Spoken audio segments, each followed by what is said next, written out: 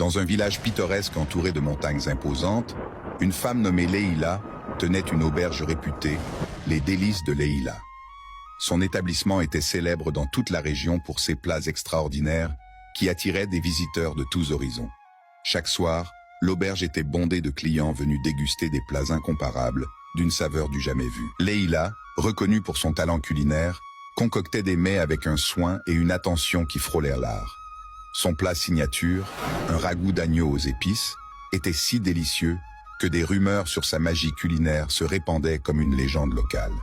Les hommes du village étaient si enchantés qu'ils délaissaient parfois les repas de leur propre foyer pour ceux de Leïla. Mais derrière son comptoir, Leïla gardait un secret profond. Elle prétendait que l'amour et la dévotion étaient ses seuls ingrédients spéciaux, mais les murmures concernant ses méthodes ne cessèrent de croître. La jalousie engendrait des rumeurs, et l'une d'elles fut particulièrement scandaleuse. Elle aurait utilisé son sang pour donner cette saveur unique à ses plats. Lors d'une fête villageoise, une rivale de Leïla, brûlante de jalousie, accusa publiquement Leïla d'utiliser son sang menstruel dans sa cuisine. Le scandale éclata, remplissant le cœur des villageois de doute et de méfiance. Face à cette accusation humiliante, Leïla prit une décision courageuse. Elle organisa une grande démonstration culinaire sur la place du village pour montrer à tous ses techniques et ingrédients. Le jour venu, les villageois s'assemblèrent, sceptiques et curieux. Avec une transparence totale, Leïla prépara son fameux ragoût sous leurs yeux, révélant chaque épice et chaque technique. L'arôme envoûtant convainquit même les plus critiques.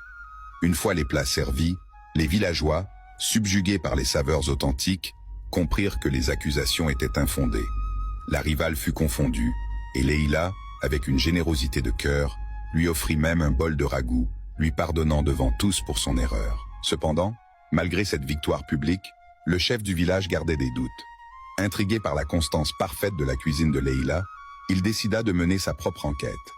Un soir, il la suivit discrètement et la vit se diriger vers un coin reculé du village. Là, sous le clair de lune, il la vit déterrer une vieille marmite en terre cuite, soigneusement enterrée sous un vieux chêne.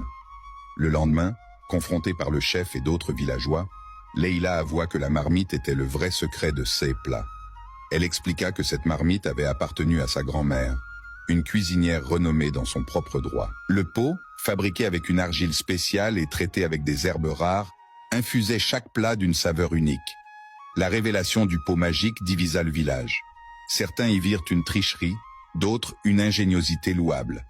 Après de longues discussions, il fut décidé que Leïla pourrait continuer à utiliser sa marmite, mais elle devrait partager son secret avec d'autres cuisiniers du village, transformant ainsi les Délices de Leïla en un centre d'apprentissage culinaire pour toute la communauté. Ainsi, Leïla non seulement garda sa réputation intacte, mais devint aussi une mentor pour les futurs chefs du village, enseignant que la véritable magie de la cuisine réside autant dans les secrets hérités que dans l'amour mis dans chaque plat. Son auberge resta un pilier de la communauté, symbolisant la tradition, l'innovation et la convivialité.